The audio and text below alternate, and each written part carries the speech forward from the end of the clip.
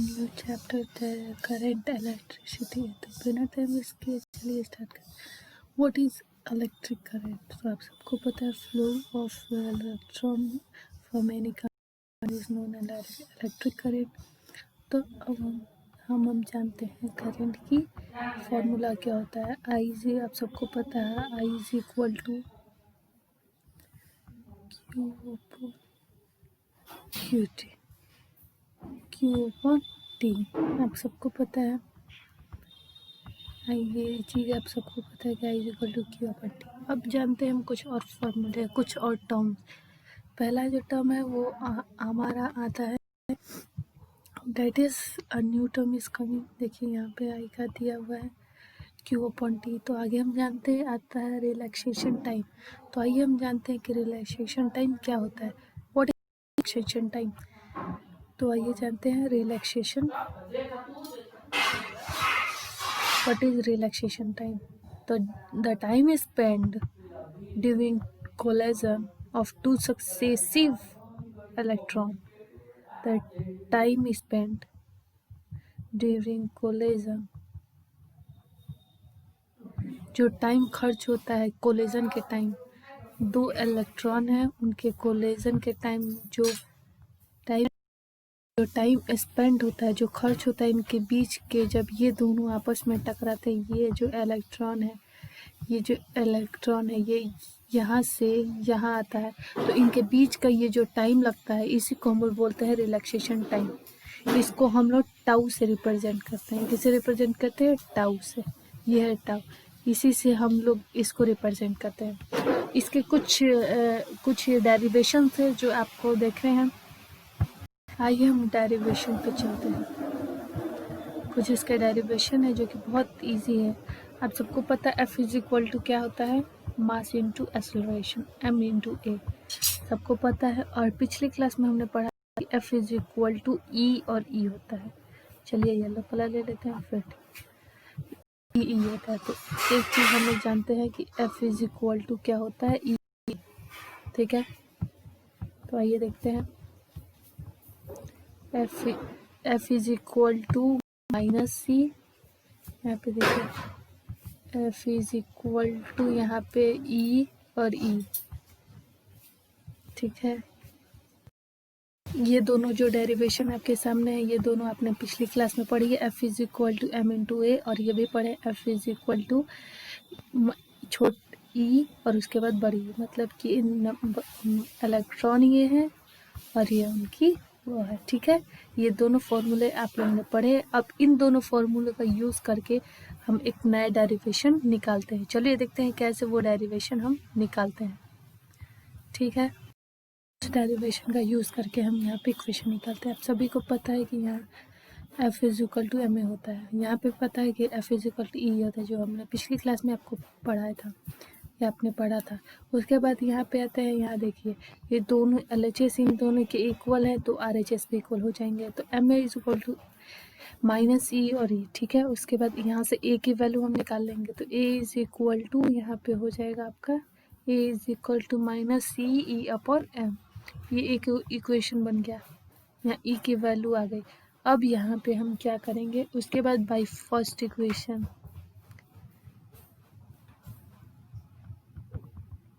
By first equation, इसके first equation से by first equation of motion. Motion का first equation आप सभी को पता है कि मोशन का फर्स्ट इक्वेशन क्या होता है। तो आइए जानते हैं by first equation of motion से क्या होता है। तो यहाँ by first equation of motion से हमें यहाँ पे मिल जाएगा यू यहाँ पे हमें मिल जाएगा v is equal to you plus A t, यहाँ मिल जाएगा हमें, ठीक है। तो यहाँ पे हमको v is equal to you plus A T मिल जाएगा, u प्लस ए टी, ठीक है। यहाँ u प्लस ए टी मिल जाए। v को हम लोग ड्रिफ्ट वेलोसिटी मान लेते हैं, ठीक है। यहाँ पे हम लोग v को ड्रिफ्ट वेलोसिटी मान लेते हैं। उसके बाद क्या करेंगे हमारे, तो यहाँ u जो है वो 0 हो जाएगा, प्लस 0 हो जाएगा, उसके बाद प्लस, और जो 80 है वहाँ पे क्या करते हैं, ए के जगह पे हमने जो वैल्यू यहाँ ए से निकाली थी पीछे, जो हमने यहाँ ए से वैल्यू निकाली थी ना, क्या वैल्यू निकल के आई थी, -e और m, यहाँ वैल्यू कुछ निकली थी हमारी अपॉन m था, ऐसी वैल्यू थी, यहाँ पे e था, सॉरी यहाँ पे e, ये वैल्यू निकल के आई थी हमारी, यही वैल्यू a की जगह पे हम यहाँ रख देंगे। ठीक है, तो आइए रखते हैं a की वैल्यू।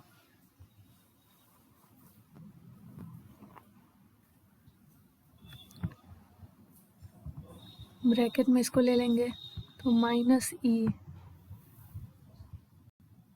यहाँ e, ठीक है, उसके बाद यहाँ पे नीचे हो जाएगा आपका m।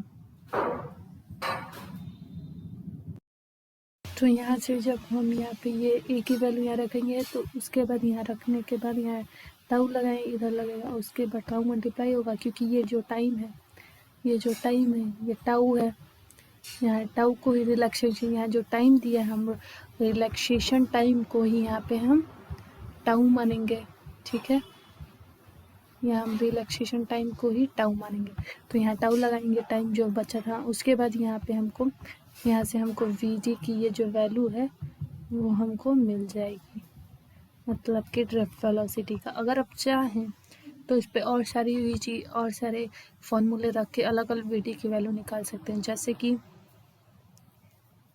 ई है, यहाँ ई अपॉन एम है। ठीक है, तो एम को तो छोड़िए, पर यहाँ ई देखिए, जो ई है, ई का एक फॉर्मूला हमको मिलता है, जो कि ई इज इक्वल टू, एक फॉर्मूला हमको मिलता है जो e is equal to v upon l होता है, जो कि हम लोग ये पीछे वाले चैप्टर में पढ़ा था, v is equal to e into l होता है, तो यहीं से e is equal to v into l हो जाएगा, v अपॉन एल। तो यहाँ e के जगह पे हम यहाँ v रख देंगे और यहाँ l रख देंगे, तो एक और नया फॉर्मूला बन के आ जाएगा।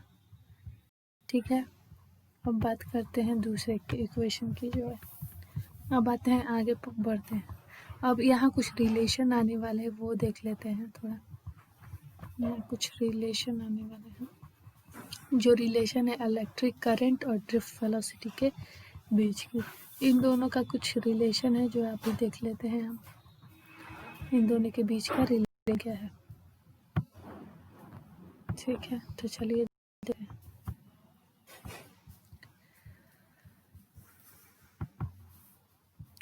आइए जानते हैं इन दोनों के बीच का रिलेशन।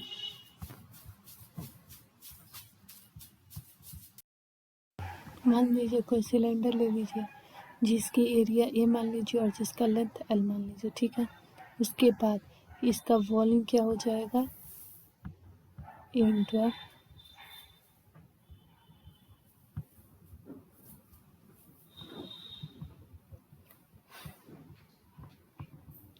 इंटू एल, इसका वॉल्यूम हो जाएगा। ठीक है, उसके बाद एक चीज़ मैं यहाँ से आपको बता दूँ, किसी भी एरिया में, किसी भी चीज़ की एरिया में अगर आप एल से मल्टीप्लाई करते हैं तो उसका वॉल्यूम निकल जाता है। ठीक है, तो यहाँ ए इंटू एल हो गया। उसके बाद क्या करेंगे ये देखते हैं। तो चलिए यहाँ से मान लेते कि let electron e, electron upon volume is equal to n. मान लेते हैं यहाँ से जो इलेक्ट्रॉन अपॉन वॉल्यूम है उसका एन है। ठीक है, तो total electron in A volume में कितना हो जाएगा, एक इलेक्ट्रॉन का वॉल्यूम इतना है, तो ये तो यहाँ तो टोटल निकला था ए इंटू एल, तो ए इंटू एल इंटू एन हो जाएगा, यहाँ पे टोटल इलेक्ट्रॉन का वॉल्यूम इतना हो जाएगा। उसके बाद क्या करेंगे, अब जब इतना वॉल्यूम हो गया, ठीक है, तो ये जो वॉल्यूम इतना हो गया ये टोटल चार्ज के इक्वल हो जाएगा, टोटल चार्ज के ये इक्वल हो गया। उसके बाद बट हम जानते हैं क्या, T is equal to distance upon speed, जानते हैं t is equal to distance upon speed, ठीक है। तो यहाँ से हम 1 मिनट पहले इरेज करें, उसके बाद ये चीज़ इरेज कर देते हैं। तो यहाँ से हम एक करेंगे t is equal to distance upon speed, distance upon speed हम जानते हैं। तो यहाँ पे हम डिस्टेंस लेंथ ले लेंगे, यहाँ पे d जो है वो l हो जाएगा और जो स्पीड है वो ड्रिफ्ट वेलोसिटी हो जाएगा, ड्रिफ्ट वेलोसिटी हो जाएगा, ठीक है।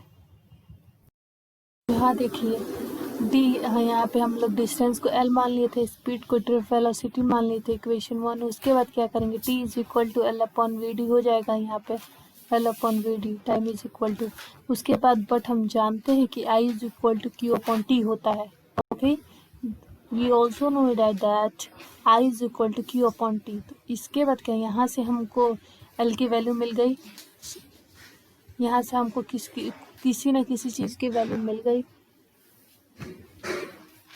उसके बाद हम क्या करेंगे, अब यहीं से हम वो वैल्यू यहाँ से उठा के यहाँ रखेंगे, पुट कर देंगे। यहाँ पे हम I is equal to Q upon T है, ठीक है। तो यहाँ जो टाइम है, यहाँ पे हमको टाइम की वैल्यू ऑलरेडी मिल चुकी थी एल अपॉन वी डी। तो यहाँ पे आई के टी के जगह पे ये वैल्यू उठा के यहाँ कर देंगे। उसके बाद जब यहाँ पे ये वैल्यू रखेंगे हम, तो इसका कुछ आएगा, आइए देखते हैं क्या आएगा।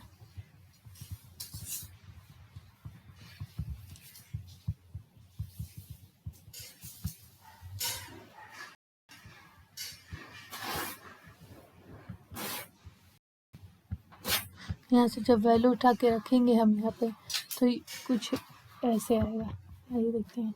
सारा कट उठ के ये इसका एक इक्वेशन नया बन जाएगा, जो है एन ई ए वी और यहाँ से डी,